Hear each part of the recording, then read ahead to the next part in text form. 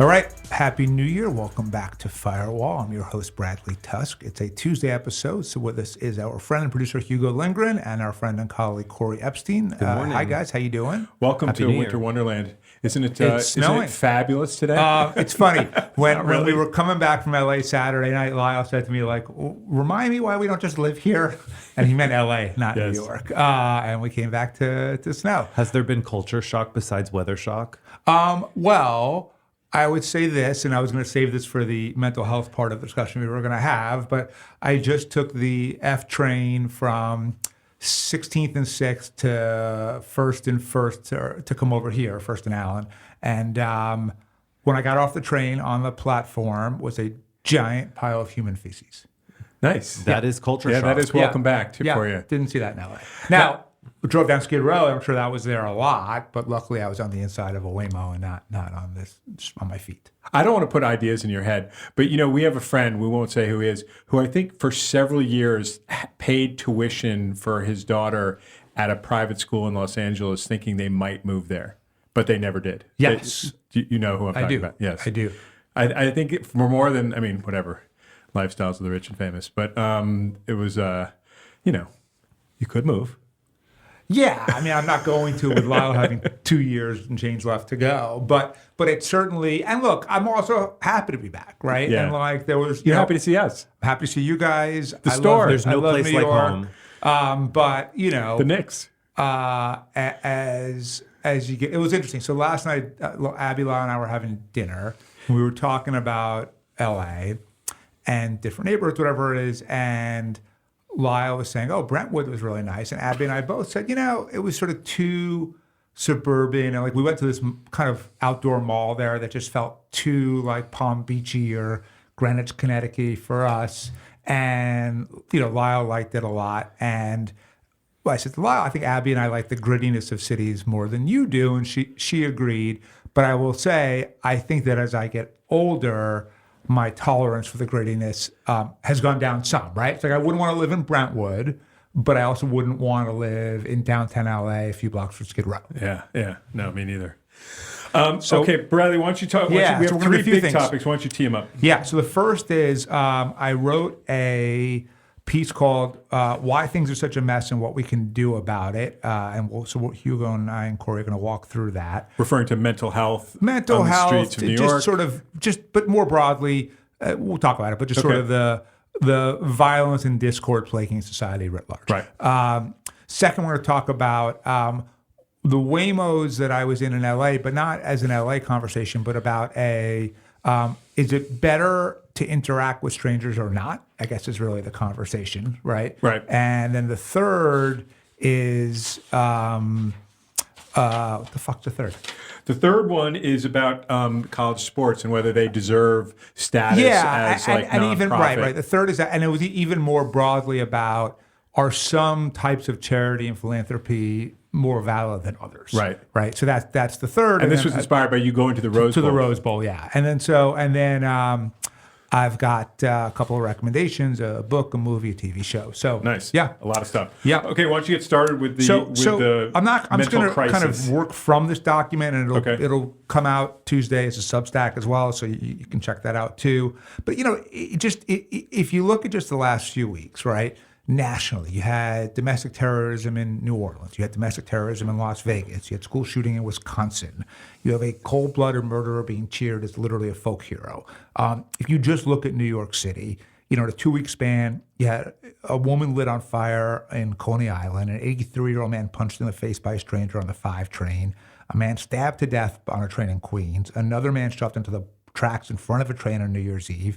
2 more people stabbed in Manhattan subway stations on New Year's Day. And that's just the subways. There was a mass shooting in Queens that I didn't even count because it wasn't on the subways. And there was the USPS worker who was stabbed at a bodega and killed in Harlem. There too. you go. Right. That just happened. I didn't even know about that one. So I think most people, if you ask people, does society feel out of control?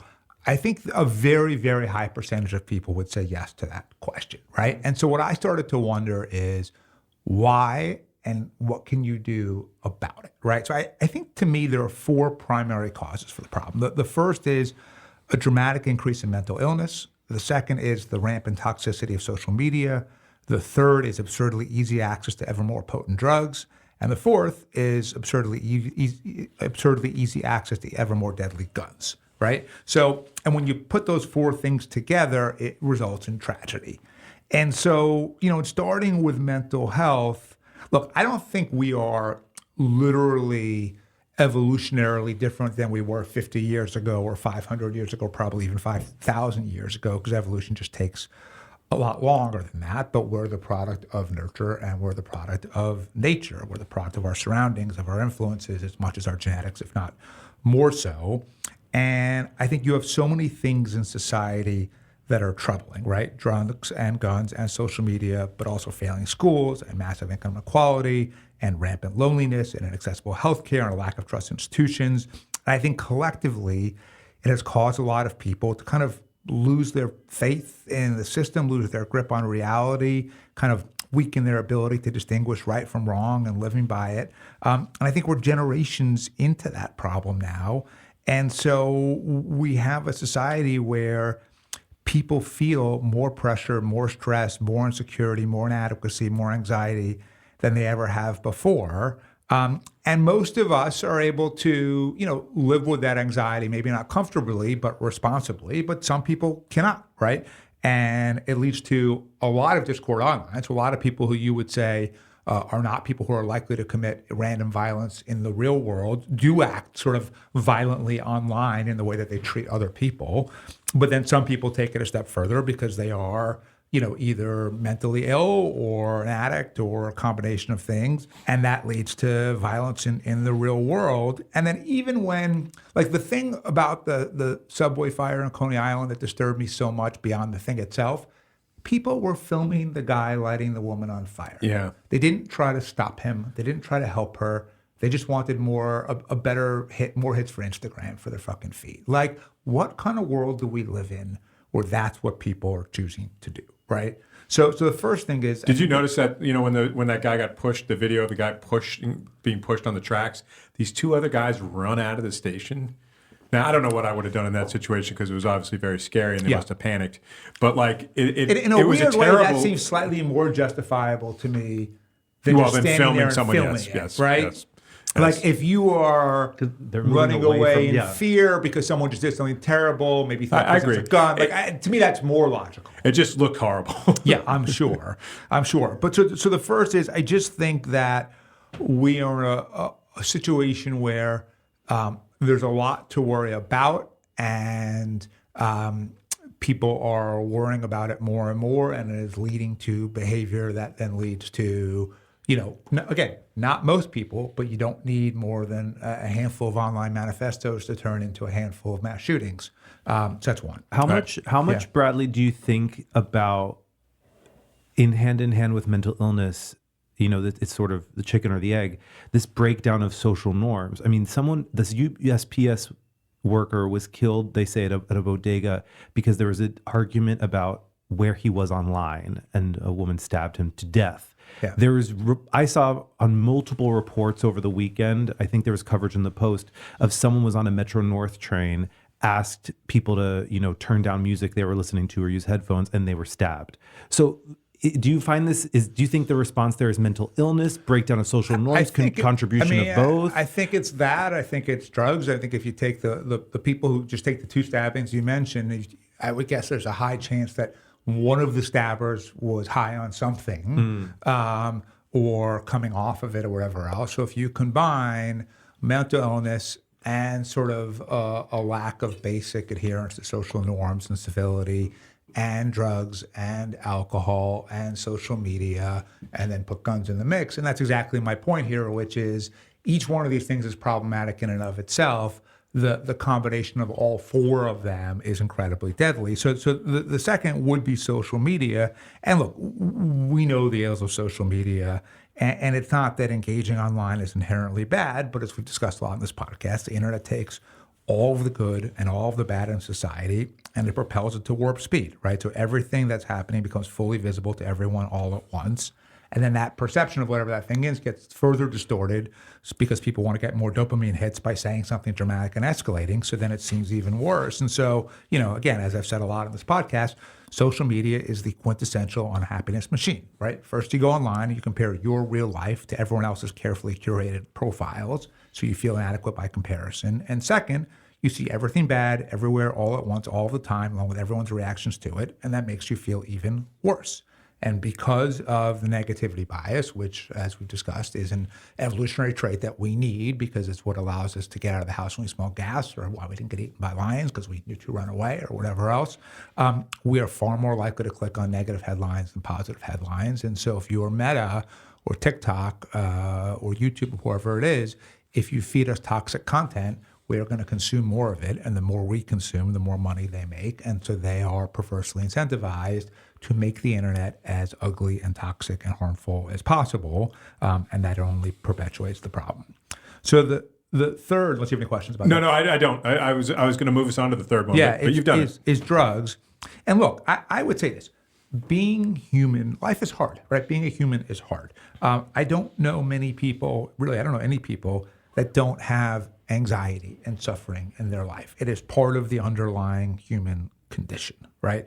And people want and need relief from that. And on a temporary basis, drugs and alcohol are a great way to do that, right? You can take something, drink something, smoke something, whatever it is, and for a period of time, you feel better. The problem is, then you feel much, much worse. And while you're doing that, all kinds of other problems manifest themselves. And so the short-term individual gain is vastly outweighed by the long-term societal sort of problems and downsides of it.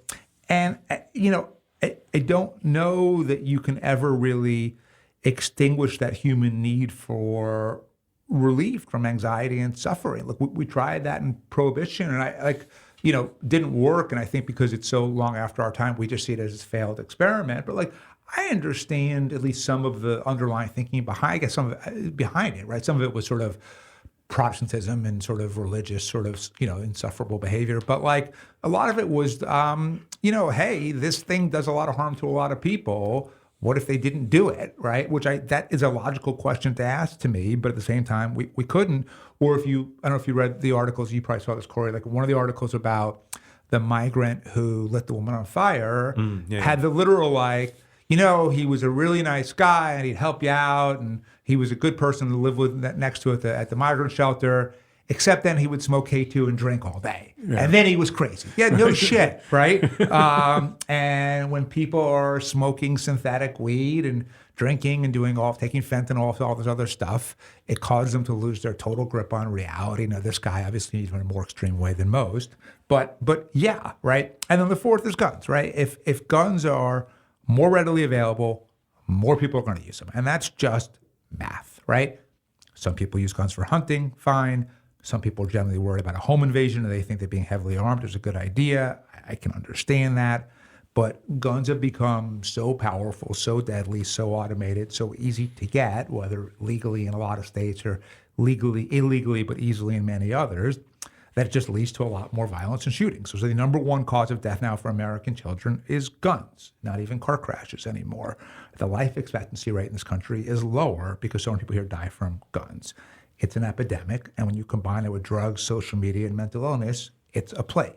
So I think, to me, those are the four key contributing factors to it. So then the next question becomes, well, what can we do about it? So I've made a list of policy ideas, a lot of which I've talked about in this podcast before, that I think, if we were to do all of these things, would make a real difference. So the first is treating mental illness the same as physical illness, right? The body and the brain are completely intertwined. And to treat the two differently, to me, makes no sense at all.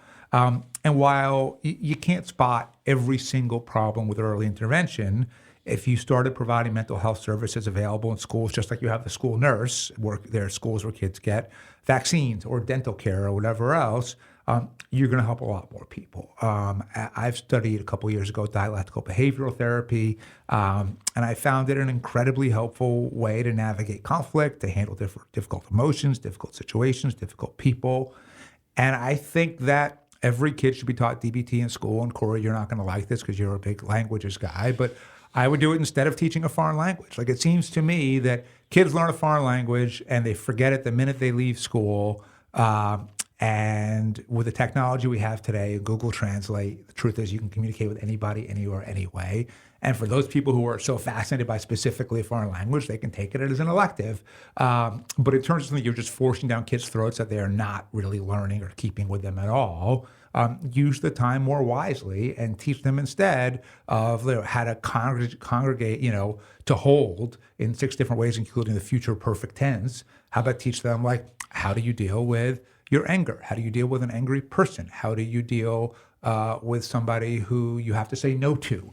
All of that, I think, would be far And you think more that it's like a permanent part of the curriculum sort of every year throughout school, Yes. kind of thing? Okay. That's what I would do. And it, evolves as the kids evolve. But yeah, I think it would make Do you a big know of difference. any schools that might be doing this already? No. I mean, in fact, I'm sure there are none, because there is the first thing you would actually have to do is have a very deliberate, massive effort to train people to teach dialectical behavioral therapy. It is very hard to even get access to it for people who are really in need.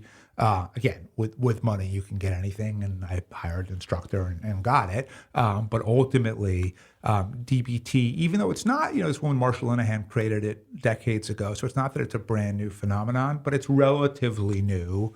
And I think it is respected, but I don't think it is sort of widely adopted. And so the first thing you'd have to do is really, really teach people how to teach it. And then you can do that. So that's the first thing. The second is sort of mindfulness. So, I was always dismissive of it as, very woo-woo and hippie. And then I've been doing it now regularly for 2+ years, and I do it just about daily. And I'm a different person.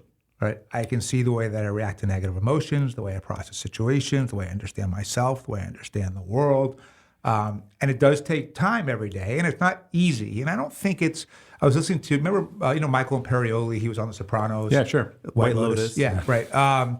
He's a meditation teacher. And I was listening to him being interviewed on Dan Harris or someone like that. Sam Harris, one of the Harrises. Yeah. Probably Dan. And he said, he was really funny. He said, people say to me, Michael, you don't get it. I understand that meditation works for you, but my mind, it doesn't work. My brain is too active. I'm too distracted. I'm too this. I'm too. He's like, that's how it is for everybody. That's the human brain.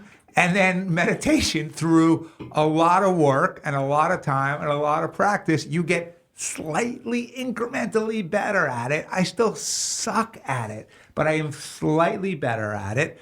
You suck at it in what way? Of it's the hard 20 to stay 25 focused? minutes I'm doing it, if you say how many minutes am I clearly focused solely on my breath? Right. 20 seconds of that, maybe? No, not that little. Now, of 20 solely my seconds? breath, yes.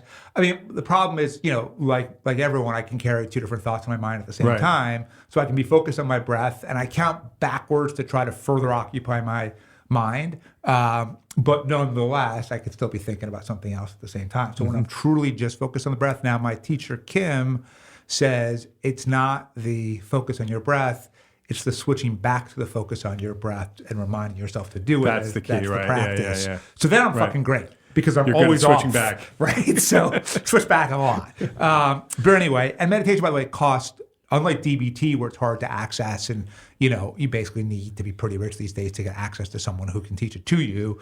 Meditation literally costs nothing. Third would be involuntary commitment. I think that we have to be able to commit people to psychiatric facilities against their will far more easily than we do right now.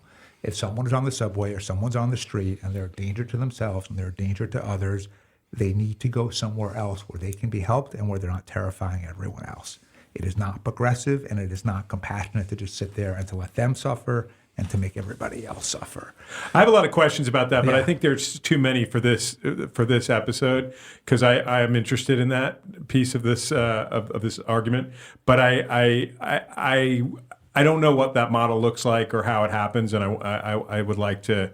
Go into so that. there's legislation that It was in the news this week. Yep. Hochul made a new announcement about Hochul it. and No, I Adams understand about that. I understand people like Hochul saying shit. I just mean people have said things along these lines for Right. a long time. The question is, what is the why does it not just become, why don't you just build Creedmoors in these horrible places that they had no, before? I was thinking, it's funny, we actually worked at Clinton Farm on a project that turned Creedmoor into affordable housing, and it worked, and that was great. Good job to Governor Hochul, because she helped make that happen. Willowbrook, that's the other one, the one in Staten Island where for sure. Geraldo Rivera I made get his it, reputation. but at the same time, the person who made the giant pile of feces on the platform clearly A, had nowhere else to go, and B, has some sort of mental or addiction issue. And to just leave them to live like that is not. I couldn't agree more about people. that. I'm not against the policy. I just want to understand how do we do better at it. That's what I'd like to know. Yeah, I mean, I think that's why it is maybe in another episode worth delving into the legislation itself, because it does try to define. And I think the reason why these bills are hard to pass is you're taking very complex human situations that differ in every single case and trying to apply some set of broad-based rules to it, which is really hard to do. And making just what amount to really ugly places, right? So that's been the track record. And I mean, you look at the stuff that's going on in prisons, like getting people to work in confining other people is an inherently brutal environment. So all true. Social medias, we talked a lot on this podcast about Section 230, so I'm not going to go into too much, but the point is effectively, at the moment, internet platforms are legally not liable for the content posted by their users. That made sense when it was passed into law in 1996 for the birth of the internet, but since then has allowed the platforms to just become rampant purveyors of toxic content because they know that it makes them more money, and they are legally held harmless for anything that then results from it. If you took away that legal protection and they were responsible for their products, just like every other industry in the world is legally responsible for the outcome of their products, then all of a sudden they would change their algorithms, not because they then became better people or they cared any more or less about society, but because when they're getting whacked with $10 billion judgments from juries who will universally hate them, then all of a sudden the math changes, the economics changes. And by the way, that's how you got a big reduction in smoking, was mass tort reform, mass torts and litigation against the tobacco companies, dram shop laws, which allow people to sue bars and restaurants and hotels and even liquor companies for drunk driving accidents, had an impact on it. So, litigation can work, and I think it would happen. And I think there's others too, and we talked about these, from data privacy to more entry to antitrust activity and power to regulating AI, but I think when it comes to social media, Section 230 is sort of the clear answer. On drugs, my view on this has changed a lot over the years. I was very much a supporter of legalization because my view was, if it was legal, you could tax it, you could regulate it, and because the cartels are no match for corporate America. And that as powerful and vicious as the cartels seem, once Johnson & Johnson and Unilever and Philip Morris got their hooks into it, they would take it over completely, and they have to live by certain sets of norms and standards that cartels obviously don't, and therefore you could control the behavior a lot better. But then I kind of saw what the weed legalization here in New York City resulted in, and we're talking about what's considered the least harmful drug, and it has led to an epidemic of addiction, especially among young people, and I think that I was wrong. Trump has proposed a 25% tariff on Mexico and Canada if they don't control the flow of fentanyl to the U.S. It's not like I think that they're just like willfully exporting it, but I also think that if you're, Trudeau, who may not even be prime minister by the time that we air this I can podcast check the news tomorrow, right now. but if you're the prime minister of Canada or what's her name, Sheinbaum in Mexico, here's what does affect you. If your domestic manufacturers who sell to the U.S. have a 25% tariff and all of a sudden they're making exponentially less money, they will start to put an enormous amount of political pressure on you, and that changes the equation for you. There's a guy peeing right outside of our window as we speak. He just mouthed to us, "I'm sorry." Oh, really? I just gave him a thumbs up. That's very but courteous. He literally just urinated right now. So if you change it for them, look, I don't know if I was asked by Canada, Mexico, like what policies they should implement, but I'm pretty sure there are a lot of ideas out there that have not yet been tried. So that's one. And look, overall, I'm very wary of the Trump tariffs because to me, I don't really understand how tariffs and inflation are different things. And so Biden literally lost because of inflation, and Trump won in large part because of inflation, and now he wants to repeat the same thing. I don't get that. So I feel like the tariffs ultimately aren't going to really happen in a meaningful way. But I think all economic policy is effectively just meant to incentivize and disincentivize human behavior in different ways, right? That's why I think it's so interesting, why we talk about it a lot in this podcast, and incentivizing foreign leaders to do more to stop the outflow of fentanyl to our country through tariffs or the threats of tariffs, to me, makes total sense. Next thing would be GLP-1s, right? So if there is arguably a cure for the need, you'll never end the need for human relief from anxiety and suffering because you'll never end anxiety and suffering. But arguably, GLP-1s do seem to be having a very substantial benefit for addicts in reducing their cravings for drugs, for alcohol, for gambling, for whatever it is, because the same properties in it. It was meant to help people with diabetes deal with their cravings for food, but seems to have the same kind of impact on cravings for other things as well. And so I think the question becomes, do we get to a point where every addict is automatically prescribed Ozempic or Mounjaro or whatever, Zepbound or whatever it is, the right one for them?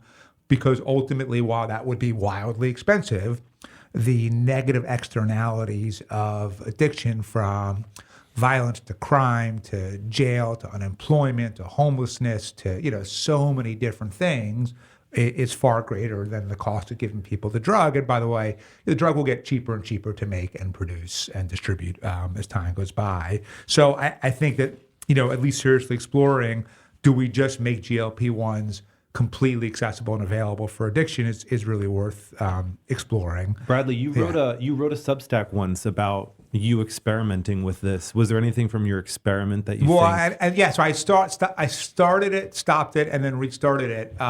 So I, as listeners know, have pretty bad OCD, and I've had it my whole life, and I'm treated for it medically. But OCD medication is just Prozac or some other type of SSRI, which is used just to mitigate the symptoms. So you have a trigger of some kind, you have a reaction to it, you are upset, and in theory, the medication, if you take it regularly, helps you get over it faster. I think that's true, right? I'm not going to stop taking it anytime soon because I don't want to see what life is like on the other side, right? And I remember what it was like on the other side. It was hard. And it's still not easy, by the way.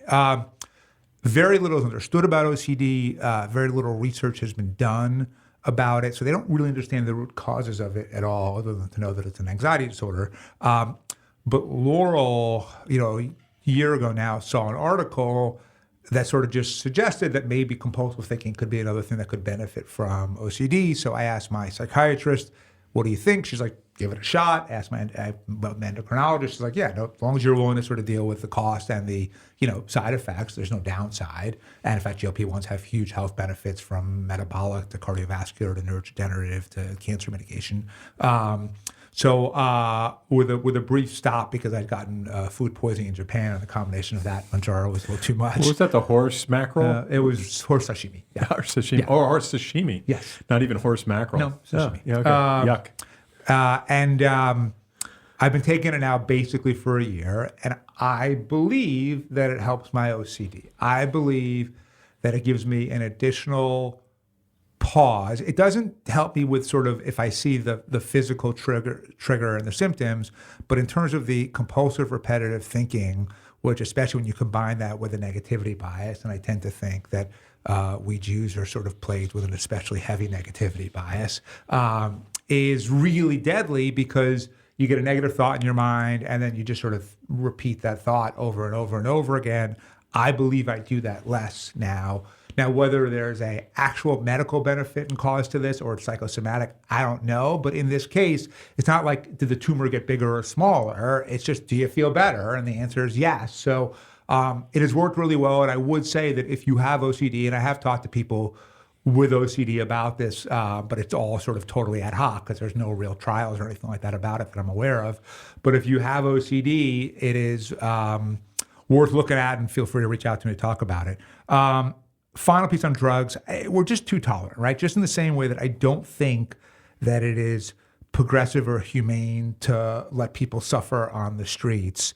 I don't think having open air drug markets and allowing people to shoot up and giving them needles and everything else makes sense. I understand that there's a public health argument for it, and I get it, but I think that we have so normalized massive drug addiction that it has created both a tolerance for people using drugs like fentanyl and heroin as opposed to thinking that they should not be using them. And then also it destroys, there's the papers have focused lately about a community in the Bronx called The Hub that was meant to be the sort of new economic sort of project, and instead has become like the biggest open air drug market in New York City. And it is like, hell on earth. Why do we let people live like that? So we've got to stop turning a blind eye to violence and desperation caused by the drug trade in the name of social justice. And then finally, guns. Look, guns are too easy to access. I don't just think there's no real debate about that from most people that I know. There's a lot of different laws out there, but ultimately it comes down to this, which is if you are a Republican legislator at pretty much any level, you live in a world of gerrymandering, which means that only your primary matters. Your primary turnout is probably about 10 to 15%, maybe even less. And NRA members are about half of that turnout. And if you were to vote for any sort of gun control, let alone even speak about it, anything, you were going to lose your seat. And I think we've established in this podcast over time that politicians are politicians because they desperately need the affirmation and validation that comes with holding office, and they don't ever risk that for anything ever, which means that the reason we keep having school shootings and mass shootings in Walmarts and churches and streets and everything else is because the political downside, in this case for the GOP, to support gun control is much greater than for them than someone else dying, right? So unless they're the one at risk of dying, they'll make that trade-off. And the only way to solve that is materially increased turnout. And I won't get to the whole mobile voting thing again, but obviously the only way to get people to vote in most elections is to meet them where they are. That's to let them vote securely on their phone. That comes from mobile voting. My foundation, Tusk Philanthropies, has spent the last couple of years working on mobile voting technology that we're just about done with, and we're going to make free and open source to any government in the world that wants to use it. I've put $20 million of my own money philanthropically into this project. We're going to start running legislation in 2025 in different cities to make mobile voting possible in municipal elections. And I believe that the only way to solve this problem, and by the way, solve all of the problems in society where the extremes effectively control our politics, whether it's teachers unions dominating what happens at schools, or giant healthcare companies deciding what happens with our healthcare policy, or NIMBY groups blocking affordable housing, or anything else, is all the product of extremely low turnout and gerrymandering, leading to a handful of extremes and special interest controlling the entire agenda. And the only way to stop that is to materially increase turnout. The only way to do that is through secure mobile voting. So those are my sort of, that's my diagnosis of the problem and my policy solutions to it. Do I think any of these are going to be adopted overnight? No. But I just, you only get one shot at this life, at least as far as I'm concerned. Some people might believe in reincarnation or something else. And it's only as good as you make it, right? And if we let the world act as a hellhole, if we see all of these problems and we turn a blind eye to them, then this is the world we are choosing to have. This is the world we are choosing to live with. And you get what you pay for, right? And I don't want to live in a world like this. I don't think either of you want to live in a world like this. I don't think any people want to listen to this podcast wants to live in a world like this. But that means you have to do something about it. So whether it's any of the specific ideas I just listed, or other ideas that you have, for me, it's mobile voting. But whatever it is, you got to put some time and money and effort into it, because that's the only way we're going to fix things. Topic number 2, we were going to talk about this stemming from a conversation we had last week, Bradley, about you taking a Waymo driverless cab in Los Angeles, which you enjoyed, even though you nearly got killed. Only once. Only once. And it wasn't that close. Yeah. But you expressed a preference for taking a driverless cab as opposed to a traditional cab. So, but then you reconsidered it, or at least had deeper thoughts about it. Yeah, so tell us what you're talking about. It's tricky, right? So there's two different things that I'm sort of debating in my head at the same time. And sometimes when I'm doing that, I just like talk about it in the podcast and use that as a way to further think it through, and also see what the listeners think, which is, so the argument for a driverless Waymo, putting aside it's half the price and it's, despite that one incident. Is it half the price? Yes. It was for me in LA each time. Okay. Now, that must be an incentive to Uber get Black. I don't take Uber X, so maybe it's more similar to Uber X. Right. But in San Francisco, when we were there for the book tour, I took Waymo for the first time, and it was basically the same price as a normal cheap Uber. And I was thinking, wait, shouldn't it be cheaper if there's no employee or no staff? Yeah, well, I think the price will go down eventually. Yeah, I think right now the technology. I mean, every one of those cars must cost $1 million. Correct. To develop. So the argument, if you put aside the driverless benefit in terms of safety, which overall you would have massive increases in safety. I have research on that. Yeah, go ahead. I thought because right, you're the transportation guy. So right? I wanted to join today to talk about safety, AVs versus, I guess you would call them, human operated vehicles. And I know you're coming at it from like a more sociological or psychological point of view about interacting with the driver. Yeah. And I think people who've listened to this before, I used to work in the transportation advocacy space. And I would say maybe once a year, Bradley, there's probably like a news blip about a driverless car company wanting to do something in New York, but there's always huge outrage. Totally. The regulatory world in New York is definitely a different beast than California. And we don't have AVs, correct me if I'm wrong, except maybe in a closed campus like the Navy Yard or something. It's very, very, very hard to test it. And there was always debates back in the transportation space, like should Safe Streets advocates support AVs or should we fight AVs? And I think in the temperature and the climate in New York is actually very anti-AV. However, if you look at the data, I personally think that, even if there's some very high profile cases about there was a crash, there was some very high profile issues with Cruise in California. Right. And there was also a high profile fatality, I believe, in Arizona. The data, I was looking at the Nature Communications, which is a research journal. An article in June, they studied 2,000 AV crashes and over 35,000 human-operated car crashes, and they found that AVs are definitely safer. The only difference is when, for crashes at night or crashes that involve turns, they found that human driver cars had fewer crashes. And one thing that I found was interesting was 80% of people impacted by a crash in an AV were in a car, and only 3% were pedestrian. But when you're thinking about human-operated cars, 15% of people impacted by crashes are pedestrians, which are seriously more vulnerable than someone somewhat protected by a car. So I definitely fall on the side of AVs have safety benefits. I don't think you need to just open up every single street to allow AV testing, but like to be a total Luddite and say, there's no safety benefits or to be afraid of innovation is not good for street safety. Right. So I obviously totally wildly agree with you. I mean, I think it's something like every 15 minutes an American dies in a car accident, right? So, but let's put aside the safety argument, which I think you've answered pretty conclusively, and the price argument, and just talk about sort of is it a better experience for you to have no driver or a driver, right? And so the argument for no driver would be this, which is I would say, when you get in an Uber, sort of there's one of three possibilities, or a taxi or Lyft or whatever, right? Most likely, it's totally neutral to mildly pleasant. Everyone says hello, and then no one really interacts again until the trip is over. And the driver's basically doing their thing, the passenger's doing their thing, and they're sort of conscious to not try to annoy the other one too much.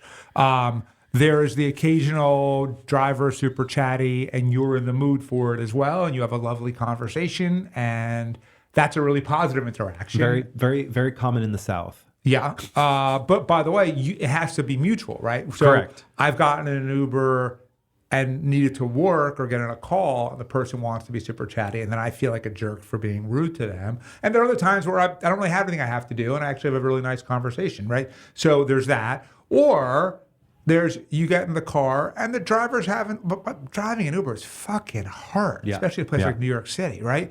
And they're having a long day, maybe at the end of a 12-hour shift, and they're working 6 days a week, and maybe it's day 5 or 6 of that stretch. And they're not they might be not nice to you. That's possible. But even if they're just sort of like crabby, but not overtly so, you still feel the stress and you internalize it, right? And then you have a negative experience because you know that they're having a hard time and you take that on. And so the question becomes, if you could eliminate all of that variability and say, okay, I will have the exact same experience 100% of the time, which is no experience. I'm on my own. I can't have a positive or negative interaction in any way. Would I take that? So my gut was, yes, I would, because ultimately I can always entertain myself in the car, and I'd rather eliminate the risk than maintain the upside in this case, right? Here's the other side to that argument, which is a lot of studies show that a thing that brings about human happiness is actually having positive random interactions with strangers. So found a study from University College London called Relational Diversity in Social Portfolios Predicts Well-Being. I'm just going to read the significance paragraph, which is the very, very top of it, which is, the link between social connection and well-being is well documented. Happier people tend to spend more time with others, and people experience greater happiness while socially engaged. But over and above people's total amount of social interaction, which set of interaction with which types of relationship partners, e.g. family members, close friends, acquaintances, strangers, and how many interactions with each type is most predictive of well-being. Building on research showing the benefits of variety in activities, experiences, and emotions for well-being, we document a link between the relational diversity of people's social portfolios and well-being. Assessing the social interactions and happiness of over 50,000 people reveals that interacting with a more diverse set of relationship types predicts higher well-being, which is another word for saying when you interact with strangers, in addition to family members and friends and colleagues and everything else, you will be happier, right? And you do see that in your day-to-day life, because we all know that when we have a random but positive interaction with someone, it's slightly better than not. And so my gut and my default is always to go with the easier, more isolated approach. And yet societally, I don't actually know if that's good for human beings. And so that's the question I'm debating.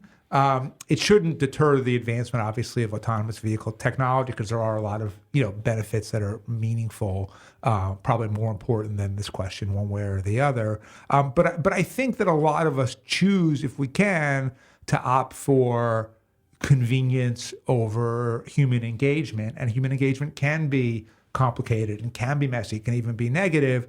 But arguably, we are doing ourselves a disservice when we shut ourselves off from the world, because it may, in each specific instance, feel like the better choice, but in the aggregate, it actually does you a lot worse. Mm-hmm. Well, let me ask you a question. Do you think your children are less comfortable talking to strangers than you were at their age? No, and I think it's their personalities, right? So they're pretty comfortable with it? No, I think Abby is and Lyle is not. Okay. Abby is a just very friendly kid, and I think is comfortable talking to strangers. Lyle is much more cautious and guarded, right. Much less comfortable talking to strangers. Obviously, he does it. He can do it. He has to do it. But, I think it's somewhat based on personality. And maybe, by the way, maybe that's the answer, which is if you are an introvert and it makes you anxious, then you should opt for less engagement and more convenience. And if you are an extrovert, you should be mindful and do it. Or maybe a really good therapist would say, no, it's the opposite. The introvert should be the one to really push themselves to try to have the interactions. I mean, I guess it depends on what kind of interactions you're talking about. Certainly the driver thing you're talking about. You also mentioned in our conversation about Los Angeles last week, going to the Clippers game, mm-hmm. where you went in to buy stuff at the at the concession stand, and you don't have any. You just take it, and it knows your credit card number from your facial recognition, mm-hmm. and you don't have any interaction at all. And that's not generally the richest social interaction, like with the clerk at a basketball game, like buying your burgers or fries or whatever, but have you had a memorable experience buying a burger and fries at a basketball game? I don't know if I've had a memorable one, but I've had some nice ones. I mean, the bartenders at MSG are like pretty friendly and nice, and they often are like, I mean, it's not unpleasant at all. I don't know if they've told me something that I've remembered, but I don't think of it as a bad interaction. You don't come to the office that much, but Corey, if you could come to the office and you had two choices, you can make your own coffee or we had a barista. So, I are you thinking about a barista? No, we're not. But I assume the coffee would taste a little better. But you'd have to have a conversation with that But person. it would depend on who the barista is. For example, there is someone who works in our building who's actually the security guard in the lobby, and their name is Sheila. And I remember when I was interviewing for my job at Tusk, before I knew anyone, she was a total stranger. And I remember she was so friendly, welcoming me, She makes the asking me building question. better. Yeah. And so she was a stranger. That was a random interaction, and that was very memorable. So I think if you have someone with a bright personality that's very charismatic, that you're talking to, who's a barista, that would make a difference. I think if they were sort of a jerk or introverted, it would be sort of annoying. But I think my question is, Bradley, like, are you assuming that everyone's random social interaction depends on an Uber? I mean, you could have Waymos. No. I mean, this people could was have friendly people in a bodega. No, at this a was just a store, in perfect building. A/B test of like car with driver, car without driver. Yeah. But Hugo gave up the other example, which is another one. So, we're heading towards a world look, society over time always automates, right? We have dishwashers, we have cars instead of horse and buggies. Like no one would overall argue that we would have been a better society to still have a horse and buggy, that we would be better off going to the well to get water than having indoor plumbing, right? So like unquestionably, these advancements are writ large good for society, but at the same time, we are heading towards another wave of tremendous automation in this society that is going to reduce human interaction and engagement. So the broader question is like, that's not going to stop or change, but we could be mindful of that and say, oh, when I have the chance for engagement interaction, I'm going to really take it because I need that and it has value to me. Or we can say, you know what, I'm just better off with the convenience and lack of any risk of a negative interaction every time, and that's the better way to go. Yeah. Do you ever not do like you're at self-checkout when you're at a grocery store or whatever? You always do it, right? So that I could chat with them? Yeah. I mean, you always take the self-checkout, right? Yeah, I mean, the only way I wouldn't would just be if, if there was like. some reason it was faster. But Right. yeah, look, I optimize for efficiency all the time, but that may not be the right. So I get home 2 minutes faster to read or do whatever I'm going to do. Right. Arguably, would have a pleasant, interchange with the person behind the checkout been better for me than the extra 2 minutes of reading? Yeah, maybe, right? Did you want to ask listeners to weigh in on this? Was Sure. this the topic that or was it the other one that we were talking about doing like a poll or something like that, weren't we? I don't remember. Yeah, let's do this one. This one? We're going to do a Spotify poll. So if you are listening to Spotify, it'll be up, and it's a question of would you rather prefer not engaging with we'll use the car example here, not being in a driverless taxi and not having to engage with someone, or having a human interaction in an Uber or Lyft or taxi. Okay. Curious what people say. We'll reveal the answers next week. We'll reveal the answers next week. So we should probably hustle along to the third thing, We'll because do you also that have your one quickly recommendations. and the recommendations. Yeah. You at the Rose Bowl, you and Laurel were having, was it an argument or just a me, Laurel, and Lyle were Okay. we were walking. It was like a long walk, like almost a half an hour from where we parked until we got to the That's game not very itself. efficient. My God. There were buses, but the lines for the buses were Right, really, but you really long. might have had a nice interaction with the driver on that bus, but you I didn't don't have think that. so. But I would say it was a lovely pass. Have you been around the Rose Bowl? Oh yeah, no, It's I've been to lovely. the vintage market there many times. Okay, yeah. So it's actually I enjoyed the walk because the Rose weather Bowl's was great. nice and it was really Yeah, interesting. it's lovely. But we were chatting on the way over there, and we were seeing Oregon versus Ohio State. And Phil Knight, founder of Nike, has given hundreds of $millions to Oregon's football and sports program specifically. Now, he's given, to his fairness to him, over $1 billion to the school for other things like research.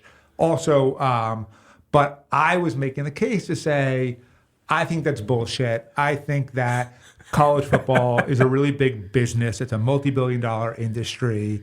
And the idea that you got a tax deduction for giving to a football team is absurd and not at all philanthropic use of money. And then Lyle sort of immediately mocked me and said, oh, my charitable donations are so much better than everyone else's.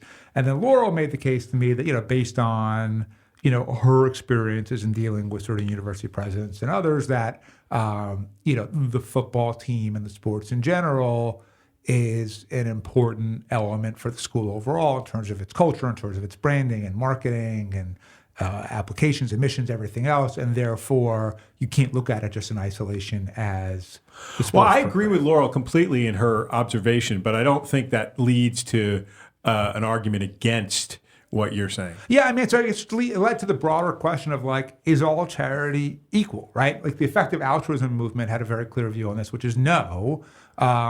Some charity does extremely little good for society, and some charity does tremendous good. Like that's not really a sentence.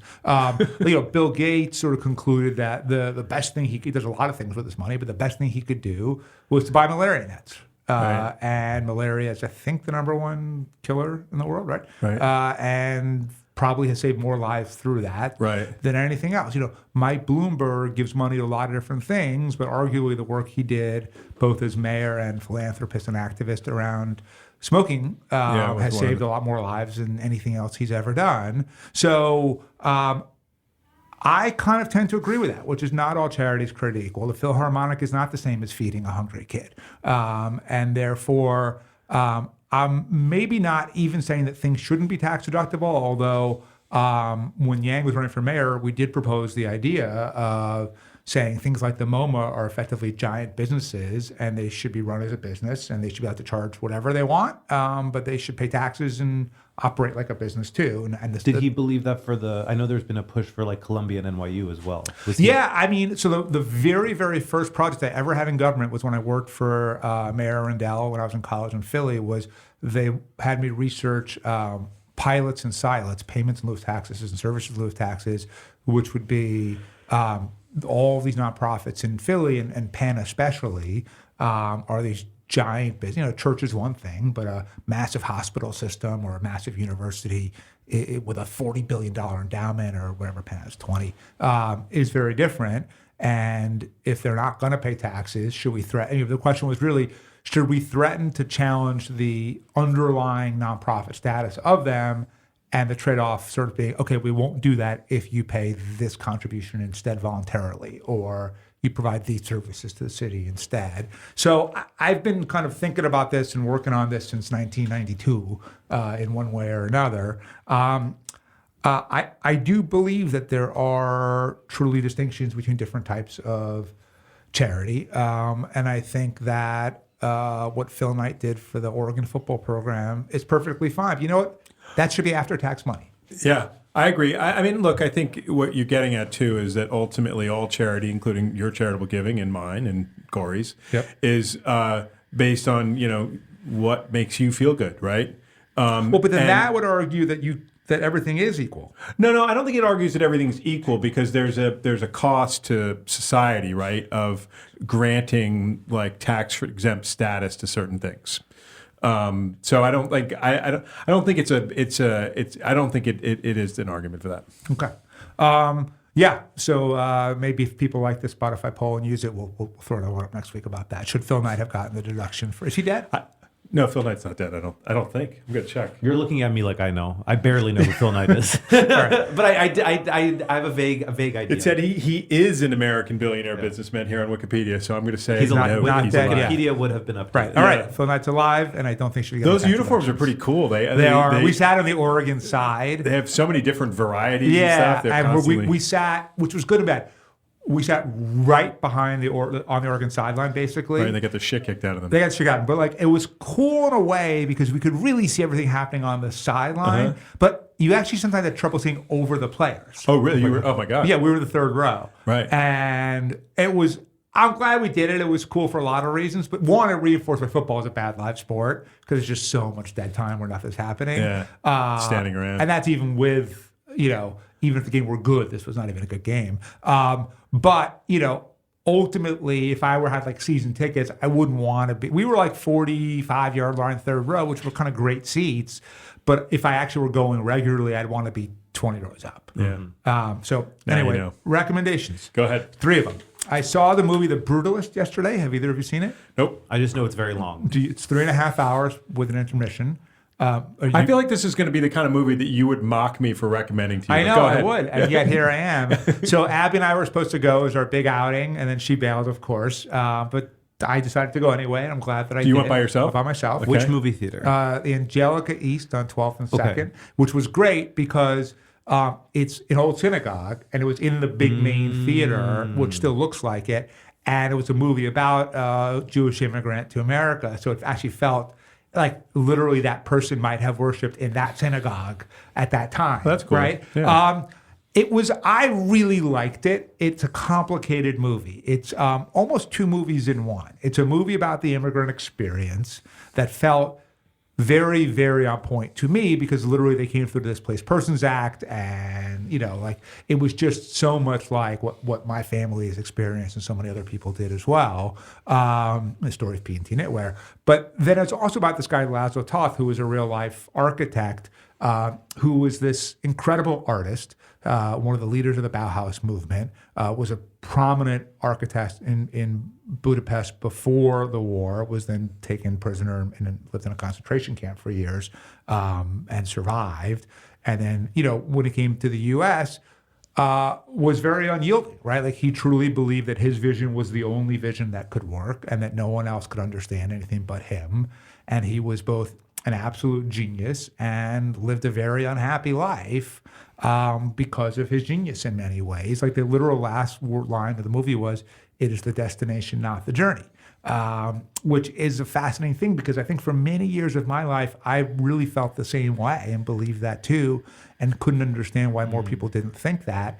And then as time has gone on and as I've gotten older and matured, have at least come into more of a balance between the two. I'm certainly not a process person. I don't think anyone would say that. But I do think that your experience of doing something is ultimately the predominant thing more so than the outcome of the thing itself. And that is the journey in many ways. So thumbs up for the Brutalist. Second TV show called Laid on Peacock could not be more the opposite of the Brutalist. I watched the first episode. Did you? I binged the whole thing on the flight back from LA. Should I go past the I first enjoyed episode? it. Yeah, I mean, I Okay. literally watched 8 straight. Wow. And it's about a No 30-year-old spoilers. woman who all of her everyone she's ever slept with starts to die in order, and they're trying to figure out why there's this curse or whatever it is, and it's a funny show. And the third is a book called Rejection by Tony Tula Timatui. I fucked up. So I even looked up on You're good with Perplexity names usually. how to pronounce it. It's a long Thai name. Okay. And it says his name is pronounced Tula Timuti. But the book it's kind of an unsettling. Have you heard of this book? Either of Yes, you? I've heard of it, but I haven't read it. It's very good. It is about people who really cannot fit in. Actually, this is a perfect bow to the tie, whatever it is, to the podcast. It's about people who really cannot fit into society and just like want to and mean to and try to, but just there's something about them where they just can't. And what their lives are like and how their minds work. It's an unsettling book. Some of it was way too sexual for me, but overall, I thought it was excellent. It stays with you. So, all right, guys, thank you for Good for episode, everything. Bradley. Yep. Thank all right. you. Talk to you later.